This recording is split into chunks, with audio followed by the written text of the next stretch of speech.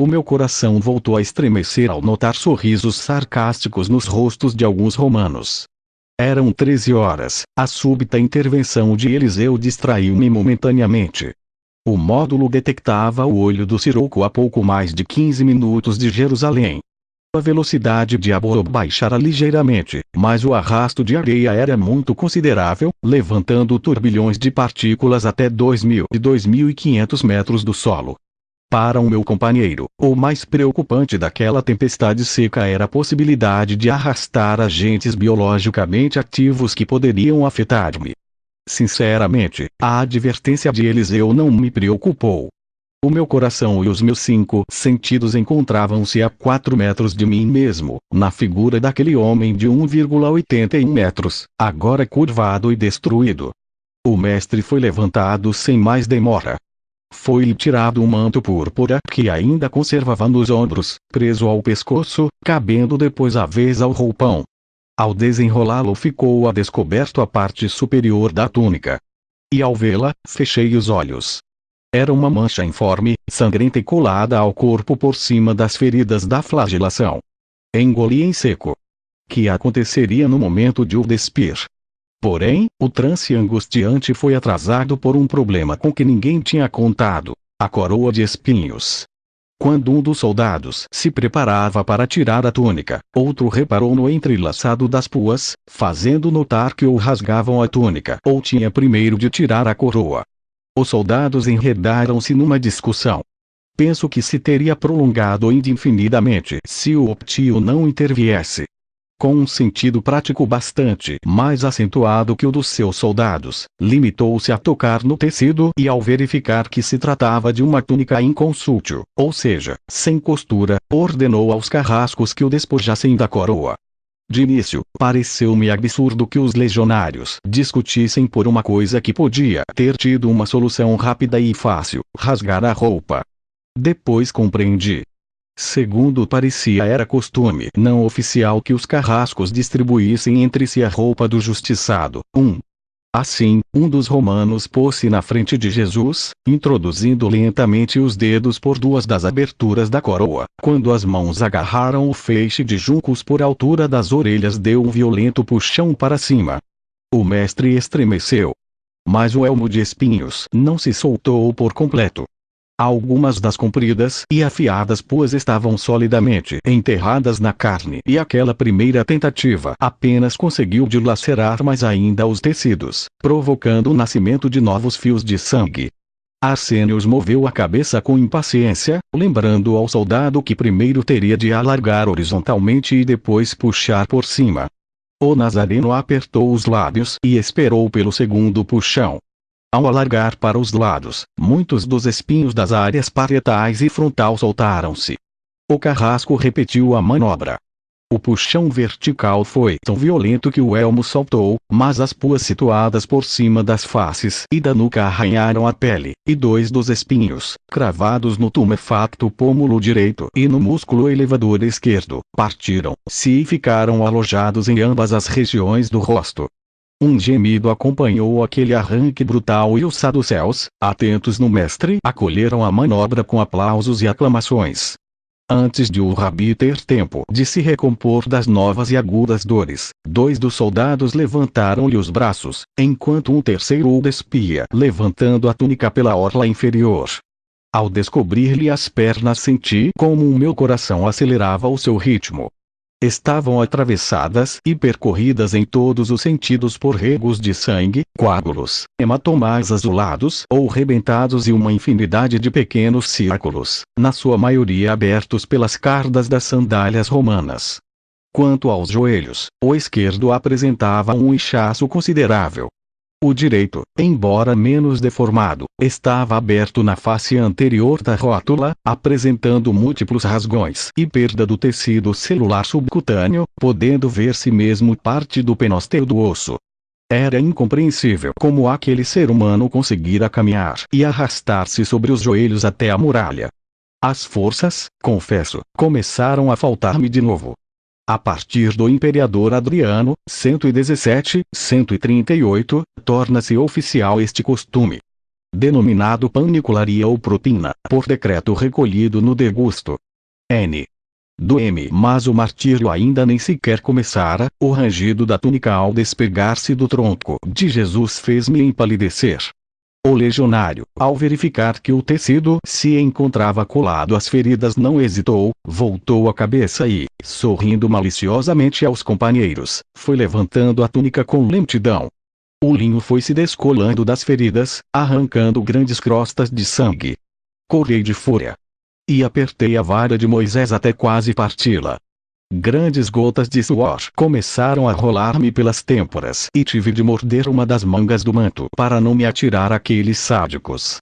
Por fim, quando a túnica foi arregaçada até a altura do rosto do Nazareno, os soldados baixaram os braços e a cabeça do rabi, despojando-o de toda a sua roupa. E o filho do homem ficou inteiramente nu, ligeiramente inclinado e banhado por novas hemorragias. Ao ver aquelas costas abrasadas por hematomas e rasgões, Longino ficou perplexo.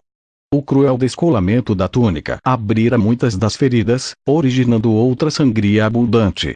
Apesar da proteção dos mantos e da túnica, o madeiro tinha ferido a parte superior das espáduas, ulcerando as áreas da omoplata direita e a pele situada sobre o feixe muscular esquerdo do trapézio.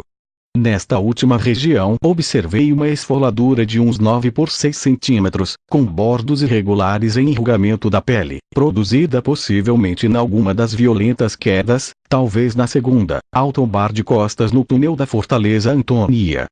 Os cotovelos encontravam-se também praticamente desfeitos pelos golpes e quedas. Quanto ao antebraço esquerdo, a fricção com a corda do patíbulo tinha desfibrado o plano muscular, com perda de substância e amplas áreas arroxeadas. Mas a visão mais aterrorizadora era das costas. As patadas tinham rebentado alguns dos hematomas e massacrado muitas das fibras musculares vitais na função respiratória. O sangue corria de novo por aquele destroço humano que, ao ser desapossado da roupa, tinha começado a tiritar, acusando os duros embates do vento e do pó. A impotência, abandono e amargura daquele homem alcançaram naquele instante um dos seus pontos culminantes. Os curiosos e passantes que tinham vindo a engrossar o grupo inicial de testemunhas romperam aqueles dramáticos momentos, troçando e acolhendo com grande risota a nudez do Galileu. Os sacerdotes, principalmente, foram os mais corrosivos. Alguns chegaram mesmo a saltar para os penhascos inferiores do Gólgota, gesticulando e imitando Jesus que, humilhado e de cabeça baixa, ocultava com ambas as mãos a região pudenta. Livres da tenaz do elmo de espinhos, os cabelos começaram a flutuar ao vento, descobrindo as marcas das chicotadas de Lucílio nas orelhas. Apesar dos 17,5 graus centígrados que o módulo registrava naquele momento em Jerusalém, o mestre continuava a tremer de frio. Ao ficar sem a proteção das roupas, amplas zonas dos braços, tórax, ventre e pernas ofereciam o conhecido aspecto de pele de galinha. A febre, em vez de ceder, continuava a enfraquecê-lo. Como estava longe a majestosa figura do Galileu! Embora os seus discípulos e amigos não se encontrassem presentes, estou convencido de que muito poucos o teriam reconhecido. As dores, o esgotamento e a sede deviam ser insuportáveis. No entanto, ao contemplá-lo ali, só, ultrajado e sem mais fugaz alento ou prova de amizade ou encorajamento, acho que a sua verdadeira e mais profunda tortura não eram os padecimentos físicos, mas sim, a sensação de aniquilamento moral que sempre invade um homem injustamente condenado. Porém, são apenas reflexões pessoais de um mero observador. Quem poderia adivinhar os pensamentos de Jesus de Nazaré? A verdade é que o seu fim se encontrava muito próximo. Enquanto os soldados colocavam o patíbulo perto da estipe central, Longino dirigiu-se ao grupo de mulheres e convidou-as a que dessem também ao rabi a beberagem de fel e vinho. E as mesmas hebreias, com passo apressado, encaminharam-se para o mestre. Ao separar-se das suas companheiras, logo atrás das encarregadas da beberagem, tinha aparecido o jovem João Marcos. Ignoro como pôde chegar até ali, mas, antes que cometesse alguma loucura, fiz-lhe sinal para que se aproximasse. As judias encheram pela segunda vez a escudela de madeira, oferecendo a Jesus o líquido fétido. O Nazareno levantou a cabeça e fitou as mulheres. Estas, estranhando o silêncio do condenado, fizeram um ligeiro movimento com a escudela, animando-a a que bebesse. Mas o gigante não se decidia. As mãos não se moviam dos genitais. Respeitando o pudor do Galileu, a que segurava a beberagem colocou-a junto dos lábios, inclinando o recipiente de modo a que pudesse bebê-la sem necessidade de utilizar as mãos. O mestre entreabriu a boca e provou o líquido. Mas assim que percebeu que era Jesus, afastou a cara, negando com a cabeça. A atitude do prisioneiro deixou atônitas as hebreias e o centurião. Olharam para Longino e este voltou a encolher os ombros, dando por concluído o assunto. Ao ver-me, o rosto de João Marcos iluminou-se.